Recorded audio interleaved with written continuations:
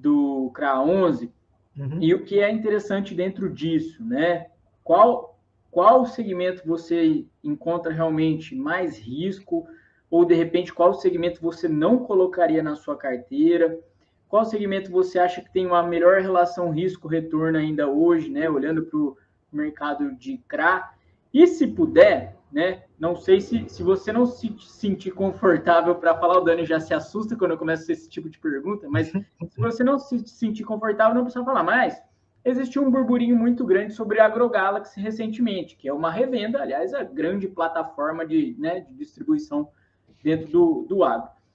Não queria falar especificamente sobre Galaxy, mas eu queria falar com você do segmento de revendas, né? Como é que você entende a sustentabilidade desse segmento? A gente sabe que trabalha com margens pequenas, que é um segmento que eu brinco, né, que não tem muita vantagem competitiva, porque você depende geralmente de poucos fornecedores que conseguem, né? Se ele não rolar sua dívida, a situação vai ficar muito complicada.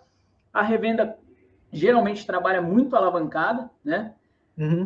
A outro ponto, né? Até brinquei falando de forças de Porter, né? Só tem desvantagem, porque você está dando crédito para o produtor, que aí se o produtor de repente se enrolar lá na frente, ele tenta segurar o preço, que foi o que a gente viu esse ano, né? Segurar o preço da commodity, aliás, esperar o preço da commodity voltar num patamar de ancoragem que ele tem para pagar a revenda. Enfim, é um segmento que é bem, para mim, pelo menos, bem complexo. Então, se você puder abordar os segmentos e falar especificamente também do segmento de revendas aí. Tá bom. Falando sobre segmentos em geral, aqui a gente é agnóstico, tá? A gente gosta, como eu comentei, de ter uma carteira diversificada, se possível, ali, bastante abrangente em todos os elos da cadeia do agronegócio, tá? Para a gente, esse é um ponto importante do CRA 11. Mas claro que a gente tem alguns segmentos que a gente vê com viés mais negativo, tá? Via de regra, são segmentos que estão tomando algum risco direcional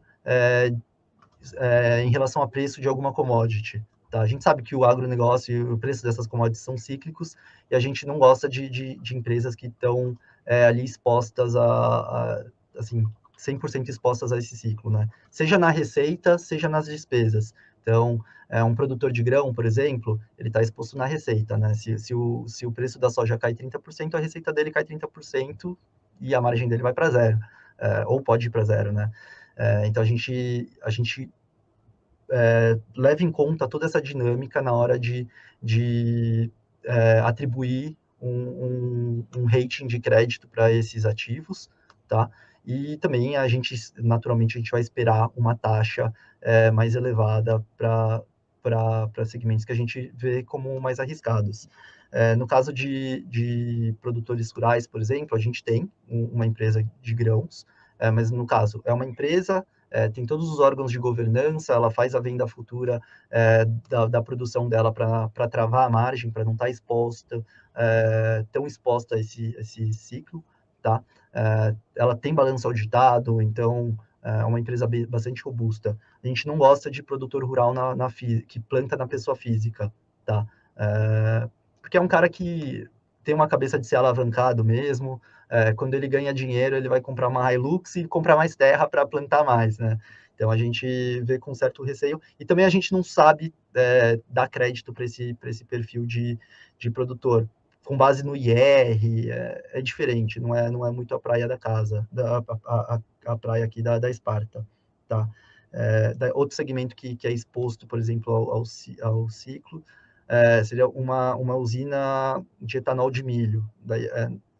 Por exemplo, ela está exposta na receita a uma commodity e o custo numa commodity totalmente descorrelacionada, né? Então, naturalmente, a gente entende que vai ser um segmento que nunca vai ser um AAA, por exemplo. A gente sempre onera no rating de crédito uma empresa desse setor. Apesar da gente também ter uma FSBio, por exemplo, mas assim, a gente entende que ela é uma empresa robusta, gera caixa, passou por momentos bastante ruins ali em meados de 2020, que o etanol estava num preço super baixo, o milho estava num preço super alto, e ela passou ali bem, distribuiu 1 bilhão de dividendo, então a gente alocou. A gente acompanha de perto toda essa essa dinâmica de preços das commodities e como isso pode afetar o ambiente de negócios dessas empresas, tá? E daí você comentou acho que a segunda pergunta foi do segmento que a gente gosta. Um segmento que a gente gosta, você deve ter visto pelo relatório, é o segmento de cooperativas de insumos, né? Não sei se o pessoal que está vendo sabe o que é uma cooperativa. Basicamente, uma cooperativa é uma comunhão ali de pessoas que têm uma atividade econômica em comum. Então, existem cooperativas de crédito, acho que todo mundo já deve ter visto ali uma Sicredi, a própria Cressol que a gente tem na carteira, existem cooperativas de saúde, e existem as cooperativas de insumo, tá? Então, são os pequenos e médios produtores, eles não têm ali escala, nem poder de barganha com fornecedores, nem poder de barganha para vender a produção deles, então eles se reúnem no formato de uma cooperativa, e daí com isso eles conseguem melhores condições para comprar os insumos, isso é muito importante, e para vender, beneficiar a produção e tudo mais. E a cooperativa, então, ela presta muitos serviços para esse produtor pequeno, que é descapitalizado muitas vezes, tá? Então, ela tem um silo, o cara pode armazenar a produção ali, beneficiamento de sementes, ele pode beneficiar os grãos, né, depois da entrega, industrializar, muitas vezes a cooperativa faz isso. Então, bastante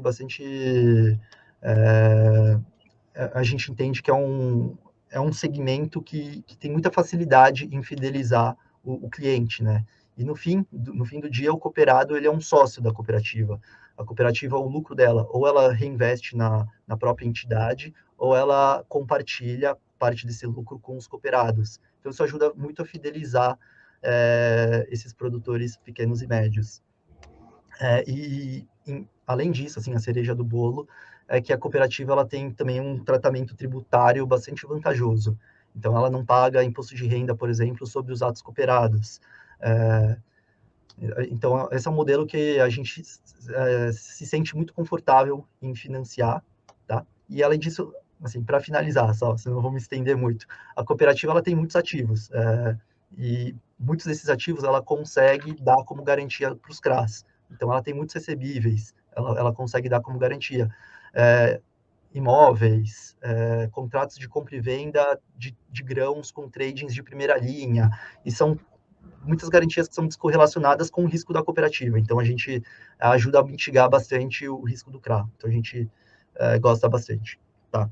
E daí eu já vou aproveitar para falar sobre o segmento de revendas.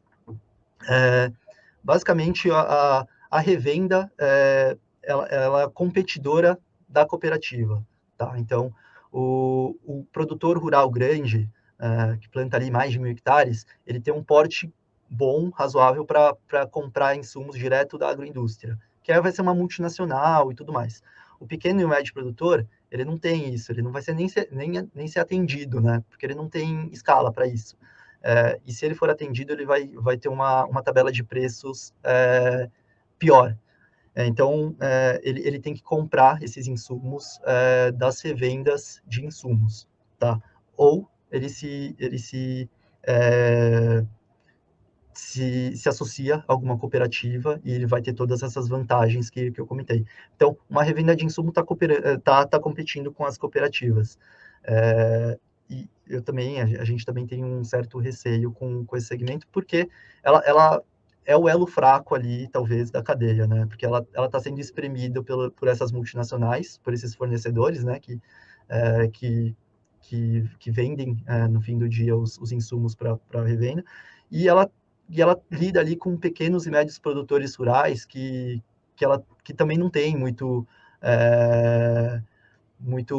poder, não são muito capitalizados e tudo mais. Então, essas revendas, elas têm alguns desafios ali de tanto acessar crédito, né, porque eles têm que financiar a venda para esses produtores, para isso eles precisam de crédito, esse é um desafio.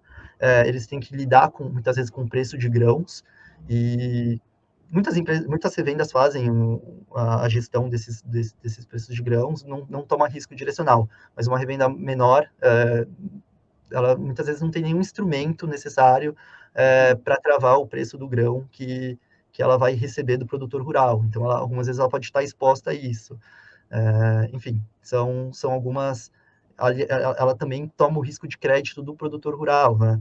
Então, de fato, é um segmento que a gente tem na carteira, mas a gente sabe, assim, identificar as empresas que são mais frágeis, as empresas que são mais robustas, para ter um conforto na hora de dar crédito para essas empresas. E são todas análises ali qualitativas que a gente tem que, no fim do dia, muitas vezes nem cabe na planilha, né?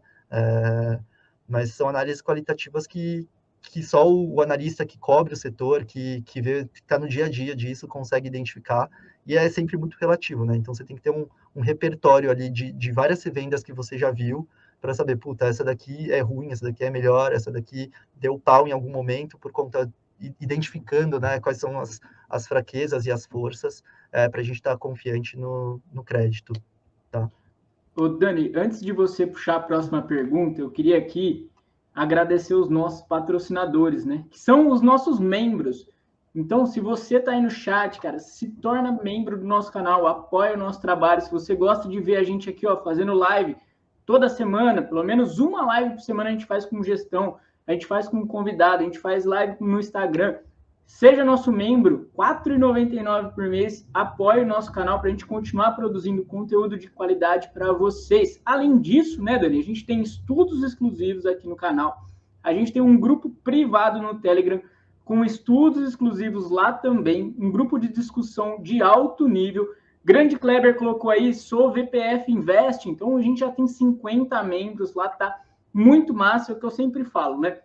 Se você quer ser um investidor melhor, você tem que estar com os melhores. Não adianta você estar no grupo lá de 1.500 pessoas e cada um falando de uma coisa e de repente estão discutindo astrologia. Não, você tem que estar num grupo lá de alto nível, de galera que entende do assunto, que quer direcionar o assunto para aquilo que realmente interessa. Então, vem com a gente, tenho certeza que você vai adorar o nosso grupo de membros. É só clicar aí no botãozinho que está aparecendo para vocês. Já seja membro, bora!